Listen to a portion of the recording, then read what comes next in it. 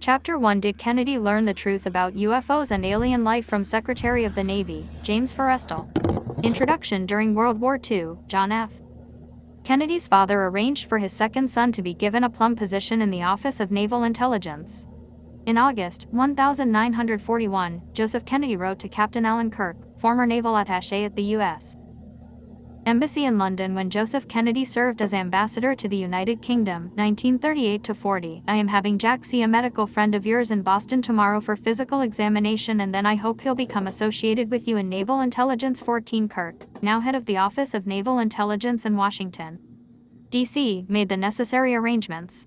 John F. Kennedy had earlier distinguished himself with a best-selling 1940 book, Why England Slept, based on his senior thesis at Harvard University. 15. Naval Intelligence was pleased to accept this exceptionally brilliant student, who has unusual qualities and a definite future in whatever he undertakes. 16. John F.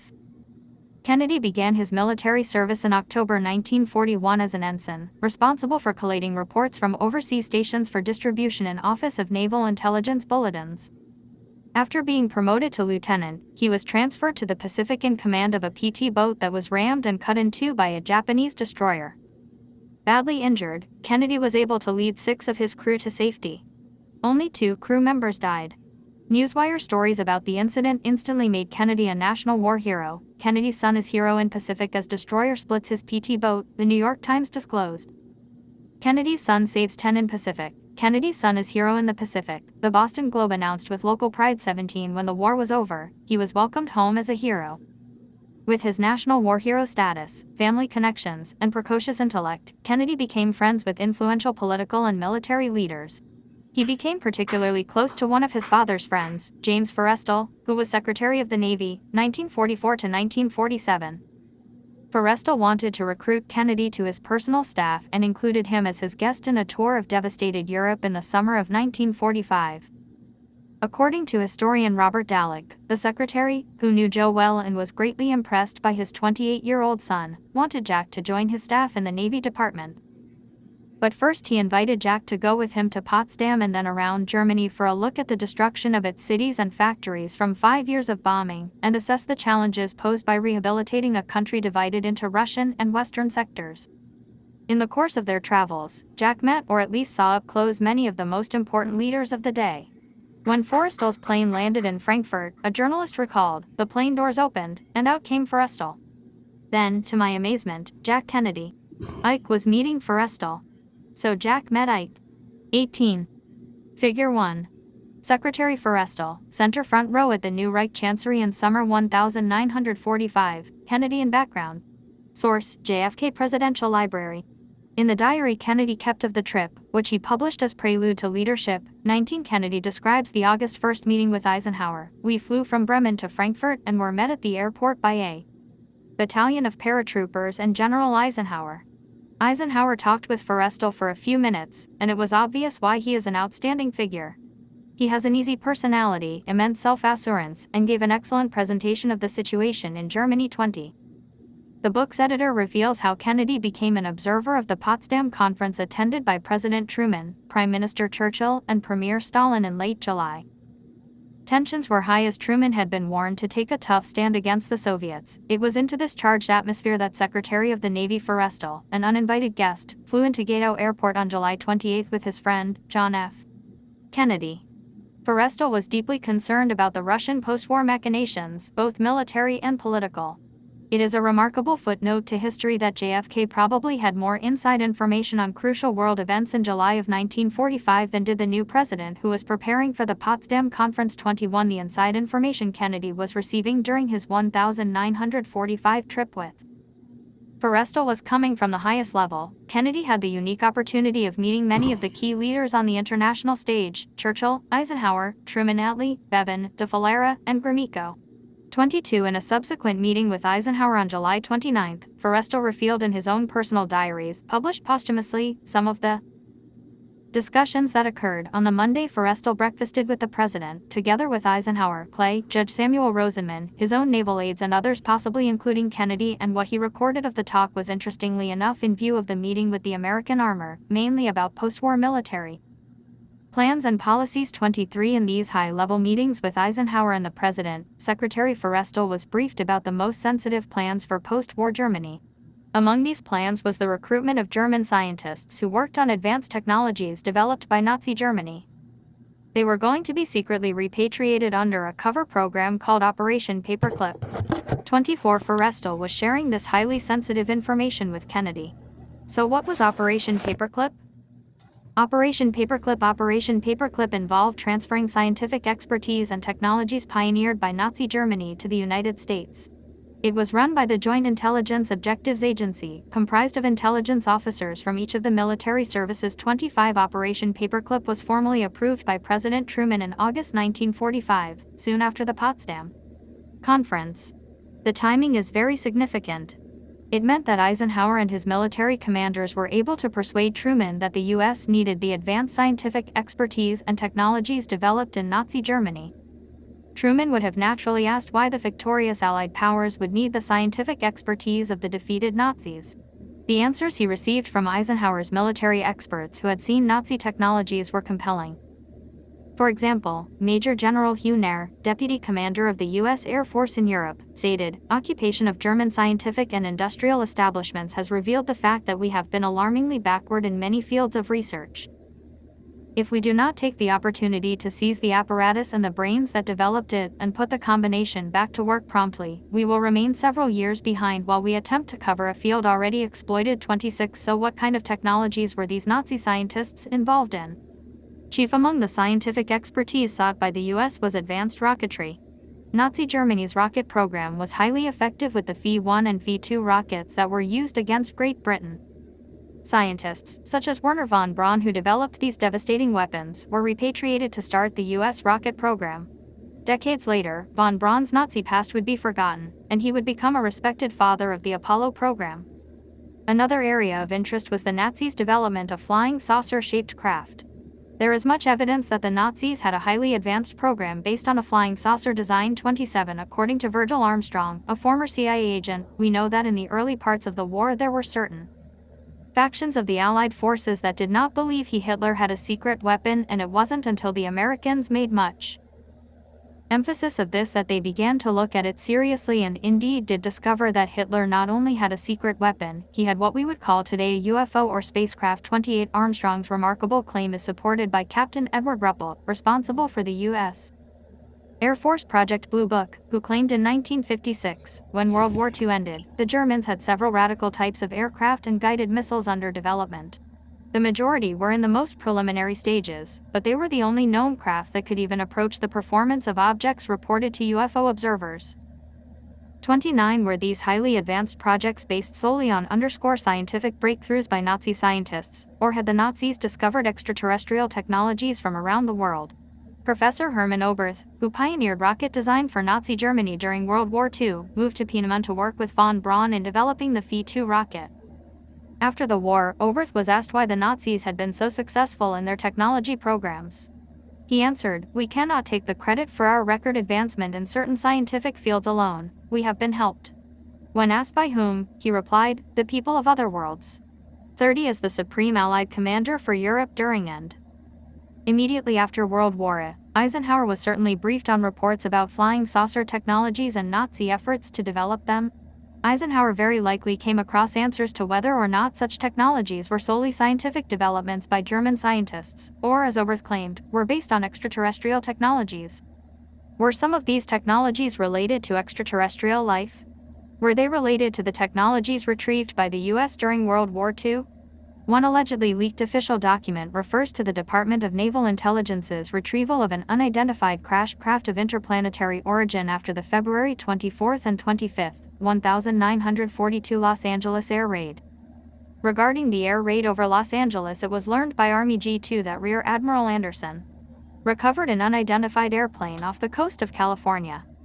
With no bearing on conventional explanation, this headquarters has come to the determination that the mystery airplanes are in fact not earthly, and according to secret intelligence sources they are in all probability of interplanetary origin. 31. The document is an alleged top-secret memorandum from Chief of Staff of the Army, George Marshall, to President Roosevelt dated March 5, 1942.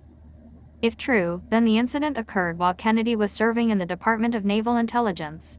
This raises the intriguing possibility that he had learned about the incident soon after it occurred. This possibility is supported by two intelligence sources, who Linda Moulton Howe claimed had told her that Kennedy's knowledge of extraterrestrial life was based on some first-hand knowledge from his service as a U.S. Naval Intelligence officer. 32 Significantly, Forrestal was Undersecretary of the Navy at the time of the Los Angeles air raid incident, suggesting that he would have likely received an official briefing about the recovery. If not then, he would almost certainly have been briefed later when he was promoted to Navy Secretary on May 19, 1944. According to the document, Marshall issued orders to Army G2 that a special intelligence unit be created to further investigate the phenomenon and report any significant connection between recent incidents and those collected by the Director, the Office of Coordinator of Information. 33. Figure 2. Alleged memo from General Marshall to President Roosevelt. __ Support for the authenticity of this document comes from none other than the Director of the FBI, J. Edgar Hoover. In an official memo released through the Freedom of Information Act, Hoover handwrote on July 15, 1947, a week after the alleged Roswell UFO crash, "We must insist upon full access to discs recovered. For instance, in the law case the Army grabbed it and would not let us have it for cursory examination." 34 Was Hoover referring to a flying disc recovered after the Los Angeles air raid, or a disc recovered from the state of Louisiana, LA, prior to the Roswell incident?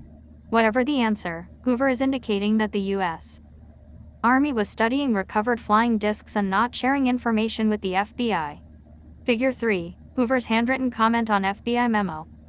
James Forrestal, Operation Paperclip, and John F. Kennedy. As mentioned earlier, James Forrestal became Secretary of the U.S. Navy in 1944. He traveled to Germany to observe the Potsdam Conference and to see firsthand the situation in devastated Germany. As Navy Secretary, he would play a significant role in decisions being made about the Navy's participation in numerous planned projects, including Operation Paperclip. Paperclip was run by the Joint Intelligence Objectives Agency, which included U.S. Navy intelligence officers. They were Forrestal's subordinates and would brief him on various aspects of Operation Paperclip. Forrestal, for example, visited the submarine facility in Bremen to determine the usefulness of Germany's submarine technology and production methods for the U.S. Navy. Forrestal was accompanied by Kennedy, who wrote about the Bremen visit. The harbor of Bremerhaven was full of captured ships. Figures were given which showed German submarine production at about 1 a day. These submarines were all equipped with the Scuzzle breathing device, which enabled them to stay underwater for long periods. One submarine on a 30-day cruise only surfaced 4 hours 35. Kennedy was Forrestal's guest, and was given access to high-level officials to ask questions. On July 31, Kennedy wrote in Prelude to Leadership, "Spent the day in Bremen talking to Navy officials and to the heads of military government in this area."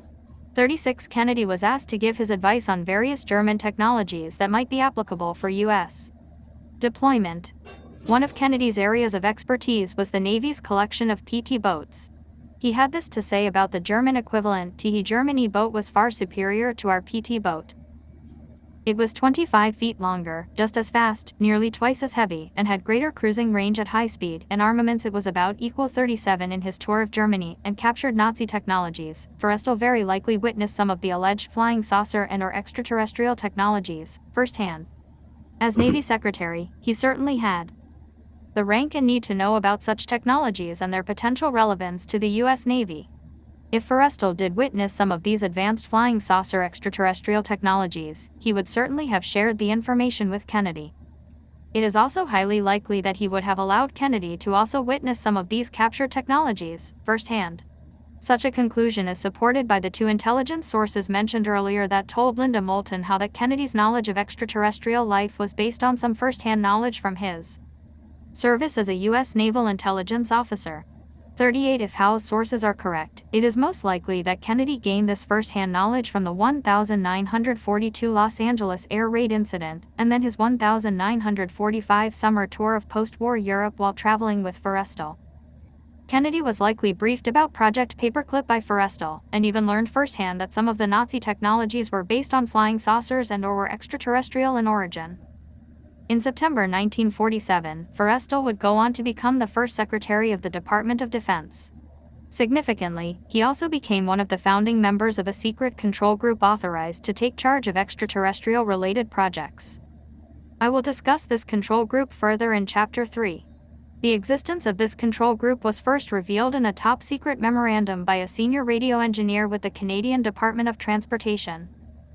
Dated November 21, 1951, Smith wrote the following to the Controller of Telecommunications concerning flying saucer technologies being secretly studied in the U.S. by a very highly classified group. The matter is the most highly classified subject in the United States government, rating higher than the H-bomb. The flying saucers exist, see their modus operandi is unknown, but a concentrated effort is being made by a small group headed by Drive Vannevar Bush, and the entire matter is considered by the United States authorities to be of tremendous significance. 39 Smith's memo confirms that a small group headed by Drive Vannevar Bush was secretly studying the technologies associated with the UFO issue. Bush had earlier headed the Office of Scientific Research and Development, 1941 to 1947, and the Joint Military Services Research Development Board, RDB-40 at the time of Smith's memo. Bush was on the oversight committee of the RDB and a leading scientific advisor to Truman. Forrestal was certainly briefed about extraterrestrial life and technology during his tenure as Secretary of the Navy, 1944 to 1947, and as the first Secretary of Defense, 1947 to 1949. Later evidence to be presented will confirm this. Forrestal may have shared this information with John Kennedy, whom the former hoped to recruit for his personal staff. Was Forrestal killed to prevent him revealing the truth about extraterrestrial life? Significantly, James Forrestal died on May 22, 1949, under mysterious circumstances after being sacked by President Truman only 2 months earlier. Scholars argue Forrestal did not suffer a nervous breakdown, nor did he commit suicide as claimed in official records. Forrestal resigned because he was asked to resign by President Truman. He had not suffered a nervous breakdown. None of the doctors who treated him at Bethesda Naval Hospital described his condition as a nervous breakdown. What is more important, though, recently uncovered evidence greatly undermines the theory that Forrestal voluntarily jumped out of the window at Bethesda Naval Hospital. 41 evidence indicates Forrestal was forced to resign over some policy dispute, and was then committed to a medical facility to silence him. During his 7 weeks at the Bethesda Naval Hospital, Forrestal was denied normal visitation rights. According to historian Richard Dolan, throughout Forrestal's hospitalization, access to him was severely restricted. One-time visitors were his wife, his 2 sons, Sidney Sowers, Lewis Johnson, Truman, and Congressman Lyndon Johnson. Although Forrestal was presumably glad to see his sons, he was not close to any of these visitors, and had a political antipathy to his government colleagues who came by. However, Forrestal was not permitted to see the several people he continually asked to see: his brother, a friend, and 2 priests. 42 After threats of going to the press and suing the hospital, Henry Forrestal was eventually able to visit his brother 4 times. The 2 priests and his personal friend, however, were denied access the entire time of Forrestal's treatment. This was especially troubling to Henry Forrestal.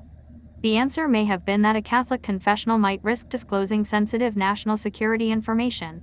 43 Curiously, one of the visitors to Forrestal's hospital suite was Congressman Lyndon Baines Johnson. According to one of Forrestal's aides, Mark Sleva, Johnson managed to gain entrance to the suite against Forrestal's wishes. 44 This is a very significant revelation. It suggests Johnson was part of a group of public officials pressuring Forrestal to remain silent about something. When efforts to silence Forrest had failed, and he was about to be released into the custody of his brother, according to various sources, including his brother, Forrestal was murdered. Cornell Simpson writes, at his home in Beacon, New York, Henry Forrestal stated to this author that James Forrestal positively did not kill himself. He said his brother was the last person in the world who would have committed suicide and that he had no reason for taking his life. When Forrestal talked to his brother at the hospital, James was having a good time planning the things he would do following his discharge. Henry Forrestal recalled that Truman and new Defense Secretary Lewis Johnson agreed that his brother was in fine shape and that the hospital officials admitted that he would have been released soon. To Henry Forrestal, the whole affair smelled to high heaven. He remarked about his brother's treatment at the hospital, his virtual imprisonment, and the censorship of his visitors. Henry Forrestal had never heard of such treatment and questioned why it should have been allowed. He further questioned why the hospital officials lied about his brother being permitted all the visitors he wanted. He considered it odd that his brother had died just a few hours before he, Henry, was to arrive and take James out of the hospital. Then he repeated his belief that James Forrestal did not kill himself, that he was murdered, that someone strangled him and threw him out the window. 45 Dolan gives the following account of what happened when one of the two priests close to Forrestal finally arrived at the hospital. Father Sheehy had reason to suspect murder. When he arrived at Bethesda Naval Hospital after learning of Forrestal's death, an experienced-looking hospital corpsman approached him through the crowd. In a low, tense voice he said, "Father, you know Mr. Forrestal didn't he kill himself, don't you?" Before she could respond or ask his name, others in the crowd pressed close, and the man quickly departed. 46. What was it that Forrestal was telling others, likely including Kennedy, that may have resulted in his murder? I will present evidence in subsequent chapters that Forrestal was a founding member of a control group set up to manage the UFO and extraterrestrial phenomenon in September 1947. As a key figure in a powerful group dictating UFO policy, Forrestal would have been expected to abide by majority decisions, even if he disagreed.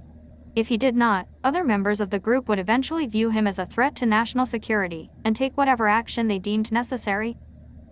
Dolan's own conclusion after reviewing the circumstances of Forrestal's death was that it was related to some disagreement over UFO policy. An explanation centering on the UFO phenomenon accounts surprisingly well for the complete unhinging of a successful and brilliant individual, and more importantly, the need to silence someone who could no longer be trusted. 47. As a former journalist dedicated to the principles of a free press and open society, the indefinite cover-up of such a momentous event as the discovery of extraterrestrial life was anathema to Forrestal's convictions. According to William Cooper, Forrestal wanted the truth to get out about UFOs, but he was overruled and forced to resign. Forrestal was a very idealistic and religious man. He believed that the public should be told. James Forrestal was also one of the first known abductees. When he began to talk to leaders of the opposition party and leaders of the Congress about the alien problem, he was asked to resign by Truman. He expressed his fears to many people. Rightfully, he believed that he was being watched. This was interpreted by those who were ignorant of the facts as paranoia. Forrestal later was said to have suffered a mental breakdown. He was ordered to the mental ward of Bethesda Naval Hospital. In spite of the fact that the administration had no authority to have him committed, the order was carried out. In fact, it was feared that Forrestal would begin to talk again. 48. If Forrestal wanted the truth to get out, then it would not be surprising that he would have briefed Kennedy either during their summer 1945 trip, or later. In November 1946, Kennedy was elected to the U.S. Congress. Kennedy and Forrestal were ideological allies and friends. If Forrestal indeed had his own extraterrestrial contact experiences, then it is likely he would have confided in Kennedy what had happened.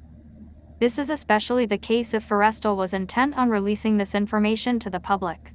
If this is an accurate account of his intentions, then we need to reconsider James Forrestal's legacy. He was a visionary who inspired Kennedy's own convictions about government transparency, freedom of the press, and an open society. Ironically, Forrestal was a founding member of the most secretive organization in the national security establishment, one that managed extraterrestrial affairs. It appears that he attempted to end the secrecy, but paid the ultimate price for doing so. Apparently, James Forrestal's 1949 death weighed heavily on Kennedy. Forrestal was the first senior public official to cultivate Kennedy, long before others had recognized Kennedy's potential. On their 1945 European tour, Forrestal introduced Kennedy to many powerful political and military leaders, including General Eisenhower. Kennedy was exposed to many secrets and classified government programs, possibly including Operation Paperclip. He may even have independently learned earlier of the interplanetary origins of the unknown aircraft recovered after the 1942 Los Angeles air raid. As a former naval intelligence officer, friend of Secretary Forrestal and possible staffer, Kennedy could be trusted to keep secrets. On May 30, 1963, President Kennedy visited the grave of Secretary James Forrestal. The visit was highly significant. Why would a sitting president visit the grave of someone that had committed suicide, if we are to believe the official records? The visit came 1 week before Kennedy traveled to the contiguous military facilities at White Sands Missile Range, Holloman Air Force Base and Fort Bliss, which straddled the border between Texas and New Mexico. 49. He was met by Vice President Johnson at El Paso, Texas. A local news report pointed out that never before in the history of the Southwest have the president and vice president visited simultaneously. 50. Figure 4. President Kennedy at the grave of James Forrestal, May 30, 1963. Source: JFK Presidential Library. White Sands was the home of former Nazi rocket scientists repatriated under Operation Paperclip. They were working on highly classified projects, some of which were alleged to involve extraterrestrial technologies recovered from different crash sites. If there was any truth to rumors about classified military projects involving captured extraterrestrial technologies, Kennedy likely thought he could learn about them at these facilities. From his 1945 visit to Germany, Kennedy learned about some of the advanced projects that Nazi German scientists had been working on. Now as president, he could visit the U.S. facilities where many of these scientists had been repatriated. It appeared that Kennedy's real purpose in visiting these military facilities was to learn firsthand about highly classified programs involving extraterrestrial technologies. This may have been why Vice President Johnson was also present. Kennedy's visit to the grave of Forrestal was not merely to pay his respects to a former mentor who suffered a mental breakdown. Kennedy would have learned from Henry Forrestal, also a family friend, what he thought had happened to his brother. In subsequent chapters, I show that there is good reason to conclude that Kennedy believed Forrestal had been murdered for attempting to reveal the truth about alien life. If so, then Forrestal was the first senior U.S. official killed to maintain a cover-up of alien life.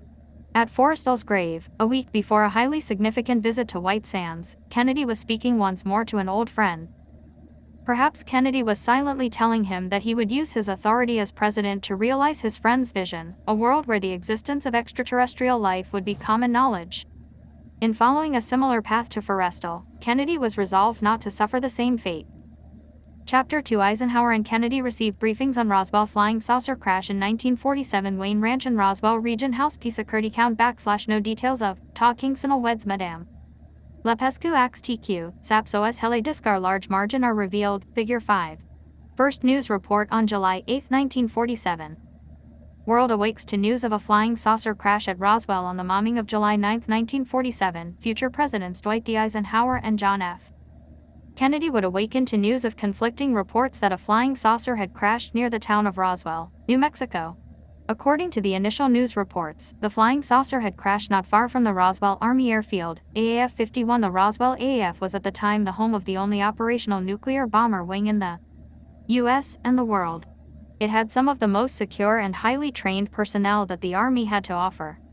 It was the Army itself that authorized the first press release about the flying saucer crash. Briefly, the world was fixated with the news that we were not alone in the universe. Then, as quickly as it was announced, the world was told that it was a big mistake. The Army's highly trained intelligence staff had got it wrong. It was simply a weather balloon, and not an interplanetary flying saucer. Most of the world had a laugh at the expense of the Army's intelligence team, and that military intelligence must indeed be an oxymoron. General Eisenhower and Congressman Kennedy were not laughing. Eisenhower was at the time the U.S. Army Chief of Staff and through formal Army channels knew the truth behind the conflicting newspaper reports. Kennedy was less than 7 months into his first term as a U.S. Congressman and through a more informal route using congressional sources, also quickly learned the truth. The U.S. Army was covering up a momentous event. A flying saucer from another world had indeed crashed. Flying saucer crash at Roswell on the evening of July 2, 1947, a farmer by the name of Mac Brazel and others heard a loud explosion near his farm approximately 75 miles northwest of Roswell, in Lincoln County, New Mexico. On the morning of July 3, he investigated and found the wreckage of what appeared to be a flying saucer. On July 7, he reported the find to the sheriff's office, who notified the nearby Roswell Army Airfield, AAF, base that immediately sent 2 military intelligence officers to investigate. The result of the initial military investigation led to the famous press release on July 8 that a flying saucer had crashed. This generated instant media attention around the world. As the media interest began to build, another press release was quickly issued, this time by more senior military authorities, claiming the initial release was mistaken. It was only a weather balloon and not a flying saucer. Interest in the Roswell story then waned, and it wasn't heard of again for another 30 years. In 1978, one of the 2 military officers who conducted the initial investigation, Major Jesse Marcel, contacted Stanton Friedman, a veteran UFO researcher, and told him the truth about events at Roswell. According to Marcel, the crash debris was nothing we had ever seen before. 52 It appeared indestructible, had strange hieroglyphic writing, and had other unearthly properties. He would state for the public record, it was not an aircraft of any kind, that I am sure of. We didn't know what it was. It was nothing made on this earth. 53 Marcel took some of the debris home on the way to the base to show his wife and son. Jesse Marcel, Jr., eventually authored his own book about what he had been shown by his father. 54 Marcel, Jr., a medical doctor with the U.S. Army who attained the rank of colonel, agreed with his father that the Roswell wreckage was nothing made on this earth.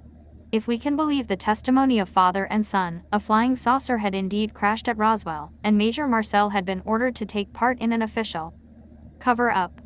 The subsequent publication of the Roswell incident by Charles Berlitz and William Moore in 1980, which revealed the testimony of Marcel and other first-hand witnesses, brought the Roswell story back into public attention. 55 The 1947 Roswell crash has ever since been on the center stage of public interest, generating further investigations, official government/military reports, books and media interest. In 2007, a book was published containing a notarized affidavit by another key military official involved in events at Roswell. Lieutenant Walter Haut became the public affairs officer for Roswell Army Airfield. In 1947, he was ordered to distribute the July 8 press release, claiming a flying saucer crash that led to world headlines. Haut's affidavit was written in December 2002 and authorized for release after his death. 56 He died in December of 2005, and the affidavit was then published as the final chapter in the 2007 edition of a book by Thomas Carey and Donald Schmidt, Witness to Roswell. 57 The affidavit has startling information about events occurring just before and after the Army's initial press release of a flying saucer crash.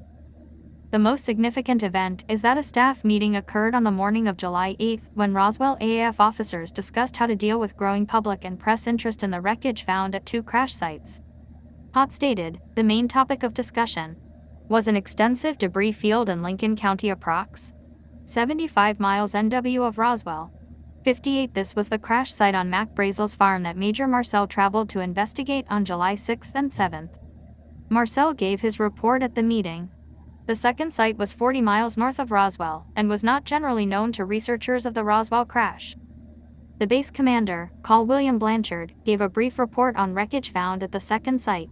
The most surprising fact about the staff meeting was that General Roger Ramey, whose headquarters was Carswell AAF Fort Worth, Texas, was also present.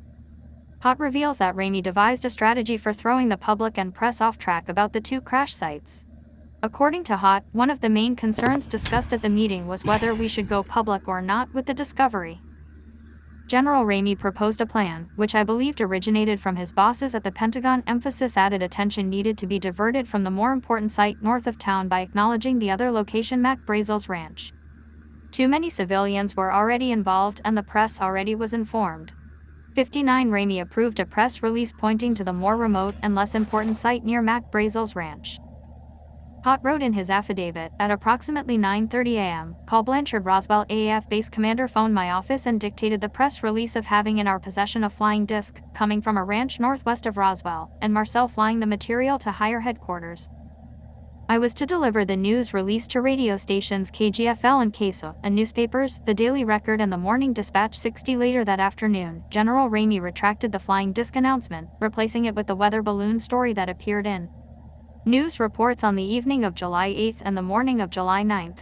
This strategy succeeded in taking the flying saucer story off the news headlines and confusing members of the public and press who had witnessed or were investigating events. General Ramey's role in the cover-up is significant. It was Ramey that ordered Major Jesse Marcel, whose report that a flying saucer had crashed at the more remote location in the July 8 press release, to fly to Fort Worth to appear at a press conference. Marcel was ordered to be photographed crouching quietly over what appeared to be material from a weather balloon. This was used to buttress Ramey's claim that the Roswell wreckage was really a misidentified weather balloon. Major Marcel was forced to keep silent about the affair for over 30 years. It had been a humiliating experience for him. He was made to look foolish in having to publicly acquiesce to a retraction of his initial intelligence evaluation. After returning to Roswell Army Airfield, Marcel told Haut what had happened at Fort Worth. Upon his return from Fort Worth, Major Marcel described to me taking pieces of the wreckage to Gen. Ramey's office and after returning from a map room, finding the remains of a weather balloon and radar kite substituted while he was out of the room. Marcel was very upset over this situation. We would not discuss it again. 61. Why, Figure 6, Major Jesse Marcel crouches over weather balloon remains. Walter Haut claims in his affidavit that he was taken by the base commander, Col. Blanchard to one of the Roswell hangars later on July 8 where he saw part of the wreckage that was relatively intact. It was about 15 feet long and 6 feet high. Todd also saw under canvas tarpaulin, with the head sticking out, 2 bodies of the victims who appeared to be the size of a 10-year-old child. He said that at a later date in Blanchard's office, he would extend his arm about 4 feet above the floor to indicate the height. 63 Hott's affidavit indicates that Ramey was operating under orders by the Pentagon. It is clear that the staff meeting was focused on controlling press and public interest in the crash sites. No discussion occurred regarding supervising security at the 2 sites or retrieval of